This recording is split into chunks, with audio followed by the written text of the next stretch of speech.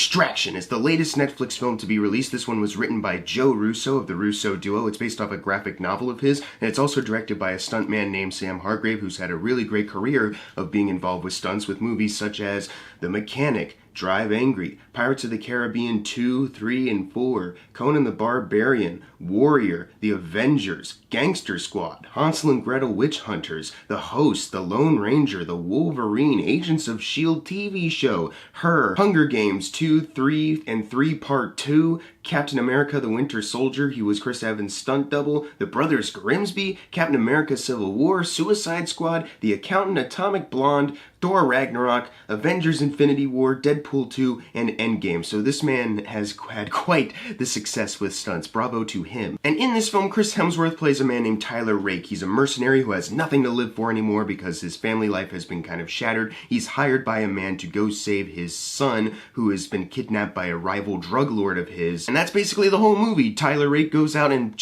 gets the kid, and throughout the rest of the movie, he protects him in the most violent, brutal ways possible. The last thing that the Russo brothers produced after their success with Endgame and Infinity War that used the tagline "from the visionary minds of Avengers Endgame" and shit like that was 21 Bridges, and I thought that movie was fine. You know, I didn't hate it and I didn't really like it either. It was kind of bordering on okay and passable for me, but I could see myself maybe potentially watching it again. The trailer for that movie wasn't too bad either. Like, it had some good marketing behind it, and that's exactly the same with this movie. It had definitely a good trailer to back it up. It looked like it could be a really fun and intense movie, and the fact that you had a stuntman behind it, it could potentially lead to success, because look what happened with the John Wick movies. So of course I don't think it's much of a surprise that Hugh Jackman and Chris Evans' stunt double was able to make a really entertaining movie. The action sequences are definitely the highlight for sure. The grasp of intense action is just so perfect for this movie, because you have Chris Hemsworth beating the crap out of everyone. He's got the role of most badass guy in a badass movie kind of role, where he's killing people left and right. He uses objects like a rake at one point, which is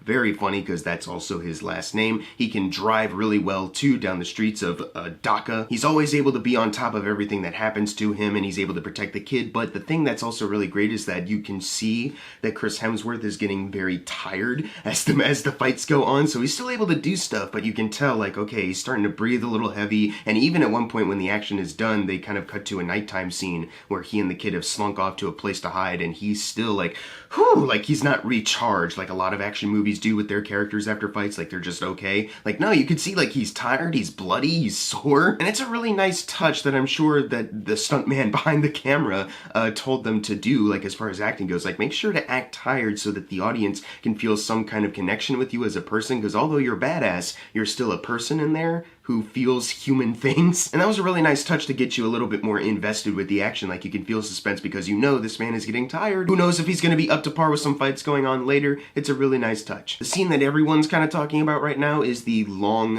one tracking shot scene, like around the end of the first act, I want to say, and that definitely did not disappoint for sure. When it started, I didn't even know it was starting, but I was like, okay, it's just like a car chase, okay. But then it kind of transitioned into, oh wait, the car chase is over, but they're still doing the tracking shot thing, and it cuts away from Tyler Rake for a second to focus on the bad guys kind of lining up, trying to look for him. And I was like, this is really cool, because I don't know where Tyler Rake is, but I like that we're seeing the different perspective of it. And the same thing happens later when he's fighting a bunch of guys. He just jumps out and he reveals himself, and the kid, it shifts focus to the kid kind of running and trying to protect himself while Chris Hemsworth is busy fighting people. It's a really great idea, and it transitions even more to like a knife fight.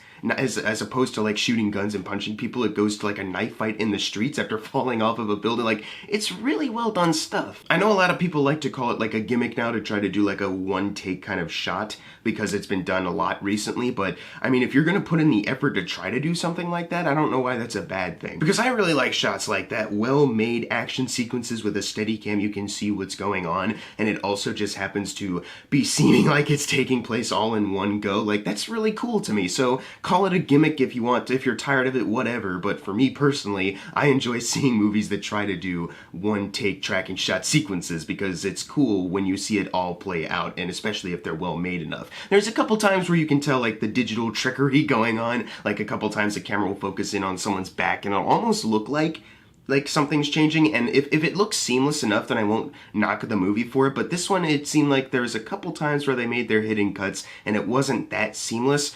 But, you know, overall, I'd say this movie was really technically well done. The sound design was cranked for the fight sequences. You hear every single bang and punch, like and the gunshots too. It's wonderfully well done. There's a couple things technically, like Chris Hemsworth jumps off a cliff at one point into like a pool of water, and there's a fake-o splash because he's jumping from an incredibly too high height for him, and the splash looked a little fake, and that was like in the opening of the movie. And also when they do go to Bangladesh, the screen is definitely looking a little bit more yellow than it was before, and I can understand like why people would do this, because you want to make some of the colors pop a little bit more, try to give it a little bit more of a vibrance, but you know, it's something that's just so noticeable now that people have talked about this movie for like, they used the yellow filter again, and I can understand that complaint for sure. It didn't really bother me, but it is something that you could potentially look at and go, that's a cliche of them to do. They could just, you know, have it look like it actually does, because like they have behind the scenes footage and it looks like just like a normal gray kind of day, but you know, post-production they amped up the yellow. But other than that, this movie is really technically well made. It's a very well done action film, and if you want to watch it just for the action, if you don't care about story, characters, or anything like that, then this is the movie for you, especially in a time where you can't go to a theater. You might as well enjoy a big action movie at home on your big screen TV. That being said, if you're someone who likes character acting, storytelling more than you actually do action, then this movie probably won't be for you, because I'm the guy who likes both. I like action, and I like my stories too, and this movie, it does really great with the action, but the story and characters is where it completely falls flat for me. Chris Hemsworth is fine in his role. His character, Tyler Rake, is just, he's the guy who has nothing to live for anymore. They even say it at one point. A character walks up to him going like, you have a death wish, and like, okay, just laying it out there. But you know, it's fine enough for a character. His wife left him after their son died. It's very tragic. It gives you a reason for him to care about this new kid that he's trying to protect. They have a couple times where they are sitting down and connecting with each other. So okay, it's a nice thing. He is the best character in this movie, but he's the only character in this movie, so it doesn't really count. The young kid is fine too, like when he's interacting with Chris Hemsworth, he's okay, but it's just, they don't really give enough time at the beginning to establish like what his life is like. It's just, we need to get him to the action right away so he can start interacting with Chris Hemsworth, and we get these little details that kind of make him connect with Chris Hemsworth. But the thing that could be interesting about this kid is that his dad is like he's a gangster, they describe, like I guess a drug lord. They don't even really make that clear because they kind of rush through it, but you have people in his house all the time looking after him because his dad's in prison, so it's like, is there an interesting life for him? Like, do people look at him funny at school? He seems to have friends, so maybe they just don't even act like he's got personal problems. They just kind of gloss over that whole segment that could have been a little bit more interesting. They also kind of gloss over the main conflict with the villain. Amir Asif is the character's name. Very bland in the sense that he's got a cool suit on and he's saying stuff that's supposed to be cool while his henchman throws a kid off a building, but still you don't really understand the rivalry between him and the kid's dad, why he'd want to kidnap the kid just to fuck with him. But we don't know anything about the situation or anything about the characters. There's nothing to him more than just he is bad and wears a suit while doing it. So that even made for a movie that just kind of felt a little lackluster in that regard. Because I can care about the conflict just because of the action going on screen. I can see people punching each other and going, oh man, I hope Tyler Rake makes it out of this okay. Like, you can get me invested through that, but the thing that gets you even more invested, something that the John Wick movies do really well, is the stories are good.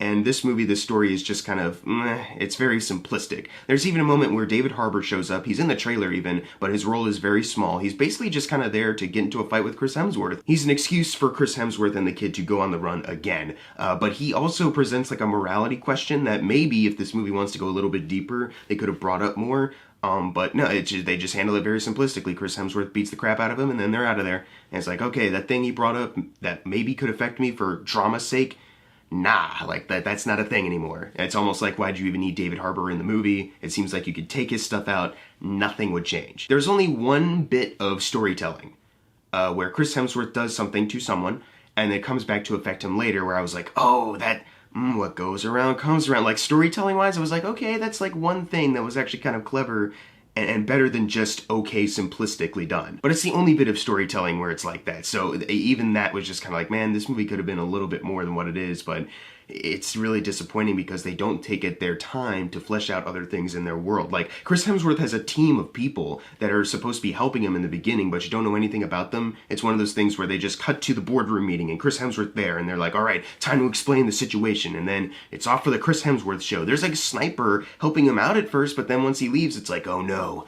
I'm on my own, which I might as well have been on my own for like the beginning of this movie entirely. If you had given us more time with a team to see how a team is helping him out before you just make him go solo for the rest of the movie, then maybe more drama can be heightened because you're like, okay, he's had help, but now he's on his own. I wonder, but no, he's just the ultimate badass, so it's like he's totally fine, and you don't feel anything when he is on his own, because it already felt like he was on his own. And something else that disappointed me, there was a character for a while named Saju, who, when they first introduce him, it's kind of like, okay, there's a backstory here, and it drives his motivation to be doing what we see him doing later in the action.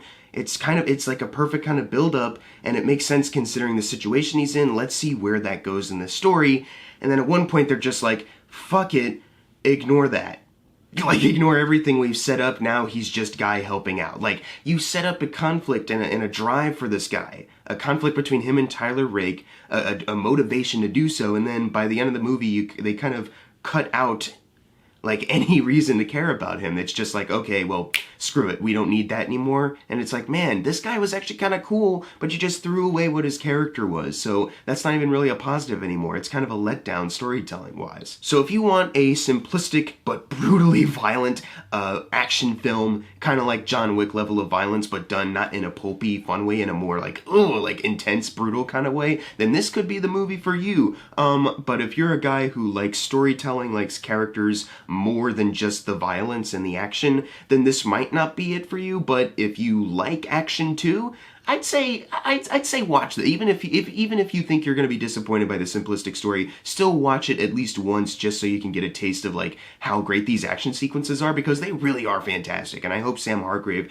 has a great career ahead of him as far as directing goes, because I really do think he can. He just needs a really great story as well. But this movie, unfortunately, I think Joe and Anthony Russo are really talented, but Joe Russo writing this, it just felt like there was a lot of opportunities not taken with the story, and a lot of things they just kind of blatantly forgot about. I'm gonna give Extraction a C+. It's definitely very fun. I had a fun time watching this movie, but it definitely could have been a lot more tight. It could have been a little bit more of a deeper film than it was. And I'm okay with simplistic stories having great execution in its action sequences, but this movie isn't really just a simplistic story. It's a simplistic story with a lot of faults in between. Like, you have this conflict that they don't set up well enough at all. You have this backstory for the kid that they don't set up well at all. You have this character that has an interesting drive, but then they completely drop. And then a whole team angle that's supposed to feel like a support for Chris Hemsworth, but it barely feels like they are anything. Even when they show up to help later, it's almost like, oh yeah, forgot that you even existed. But if you're a fan of action, watch this movie. If you're a fan of deeper films, then don't watch this movie. But if you like both, just give it a watch anyways. Like, what else are you gonna watch? Well, probably a lot, but you could watch this at least once and appreciate the action at least. But if you've seen Extraction, leave in the comments below what you thought of it. And as always, thank you guys for watching. Make sure to subscribe. I'm Jackson Fulcher. See you guys next time.